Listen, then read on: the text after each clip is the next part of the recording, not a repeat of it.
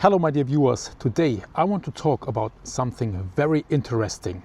How I got my digital identity here in Estonia. Today I'm here in Narva. This is in northeast Estonia. This is the beautiful city hall. It is 2:30. Quite beautiful over here. Yeah, very often my viewers in the comments, they ask where are all the people. Well, there are people here in Narva because it's the third biggest city here in Estonia, but there are not many people on the streets. We will go on later into the shopping mall and maybe there will be more people. We will see. Okay, so now I will go on and telling you how I got my digital identity card. Well, it all started when I arrived here in Estonia. I did not have any flat or something, so the first thing I had to do was to find a flat. I started with an apartment from booking.com. I rented this apartment as a normal tourist. I started in Tartu here in Estonia and it was summertime. So now I'm here in Estonia nearly a year now. In Tartu I was looking for a flat, but it was quite difficult. So then came the time, there was something festival in Tartu and the prices of the apartments, they were very high. So I thought, okay, I will book an apartment in Narva because at that time it was very cheap. So I went to Narva and I found it very beautiful there. So I decided, okay, let's try to find a flat in Narva and to get your digital identity over there. And that worked out very well. I booked an apartment and I asked the landlord if I can rent this apartment as a normal person, and it was possible. And then they helped me out. They made a contract, and with that contract and together with the landlord, that's very important. Without the landlord it would not have been possible to get your identity number. So together with the landlord we went to the registration office. Then I got registered. I needed my passport, my German passport, and because we are here in the European community and Estonia is also in the European community, it is easy to travel in Europe and you can live in different countries and you also can work in European countries. So in my case it was important that I have the contract from the flat, that the landlord was with me, because the woman in the registration office asked the owner of the flat, and it has to be the owner, if he allows that I live in the flat. Maybe he had or she had to sign something, can't remember. Yeah, and then in a few minutes when everything is all right, I had to fill out some forms, my name, where I come from, what school education I have, what languages I speak, and so on.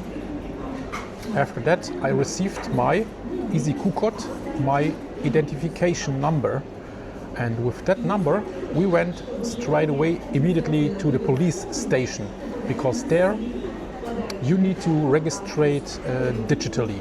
So that's very interesting, and I will tell you how that works if you register digitally with a big machine. Now, before I go on to tell you how the digital procedure was for me, something I have never experienced before, I can tell you, make sure to subscribe to my channel if you are interested in more videos and information about living here in Estonia, how it is, how much it costs, everything about Estonia. Now I will go on tell you about my digital registration. So, like I told you, we went to the police station and there they speak 3 languages.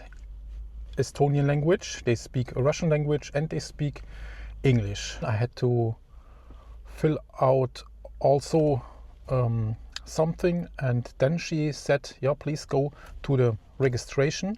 That was a machine, something like a changing room where you change your clothing, for example, if you go shopping. So similar to that. Okay, here we are. Here is the police station from Narva. And if you want to receive your ID card, you have to go to this place over here. So I'm sure I'm not allowed to film inside, but basically it's like a changing room in the shop.